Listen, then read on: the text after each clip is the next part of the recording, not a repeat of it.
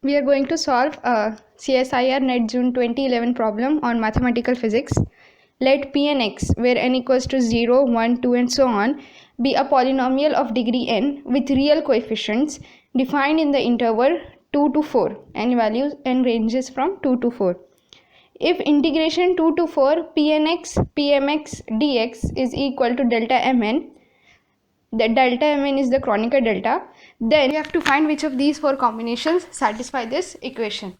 Now this is delta Mn is Kronecker delta, which we all know delta Mn is equal to 1 if m is equal to n, and it is equal to 0 if m is not equal to n. So that means if we put it in here, that means integration 2 to 4 p0x dx should be equal to 1. Integration 2 to 4 p1x dx should be equal to 1, and integration 2 to 4 p0x dx should be equal to 0. If these values are same, the answer should be, integration should be equal to 1. If they are different, then integration will be 0. Now let's take this p0x is small, so let's take this term. So integration 2 to 4 p0x is 1 by root 2, 1 by root 2, here it is 1 by 2 and here it is 1 by root 2. So I'll take 1 by root 2 and see whether I get equal to 1 or not. 1 by root 2 dx, this will be equal to 1 by 2 and x from 2 to 4. This is just normal integration, it's nothing great about it. And this is 4 minus 2, that is again 2 by 2, which is equal to 1. So I can see that this and this combination, that is p0x and p0x, when it is 1 by root 2, we get equal to 1. And you can clearly see if you put it 1 by 2 here, it will not be equal to 1. So this clearly means that our option 3 is wrong. So our option will be somewhere one of these, either 1, 2 or 4. Now we'll look into p1x. You can see in this first combination, what is p1x in the first combination?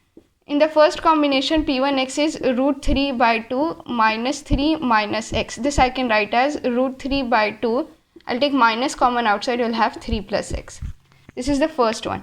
If I take the second one, that will be p1x will be equal to root 3 plus x.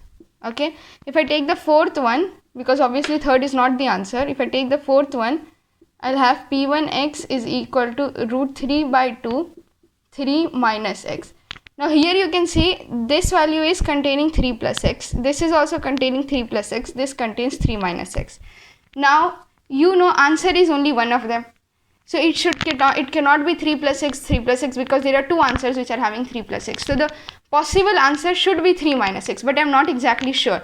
So I am going to consider this only, and I am first going to find p1x dx, and I am going to find p0 p1x dx. If I get these values, that means this answer is correct, otherwise I will have to solve both 1 and 2 also. So let's do that. So considering the fourth option, I will have here integration 2 to 4 p1x dx. This should come out to be 1, but let's do this. 2 to 4 3 by 2 3 minus x the whole square dx, 3 minus x the whole square dx.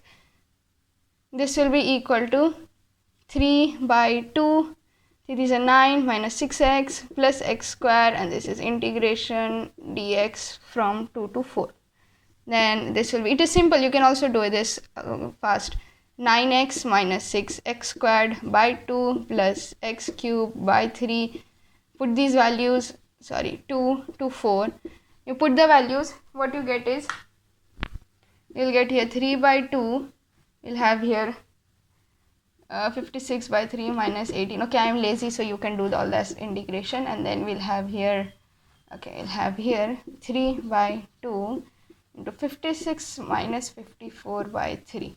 3 and 3 will get cancelled, 56 minus 54 is 2, 2 by 2 is 1.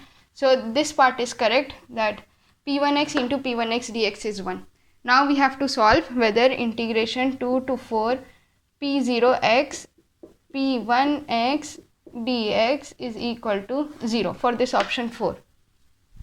So option 4 only, and we'll do this one now. 2 to 4, p0 is 1 by root 2, p1 is root 3 by 2 into 3 minus x dx. This is equal to root 3 by 2 3x minus x squared by 2. It is a very simple integration. 2 to 4. Solve this, we'll get root 3 by 2. Okay, what do we get after this? Into 8 minus 8. It is again 0. So here we get P0, P1 is 0. P1, P1 was 1. P0, P0 was 1. That means what? This is our answer.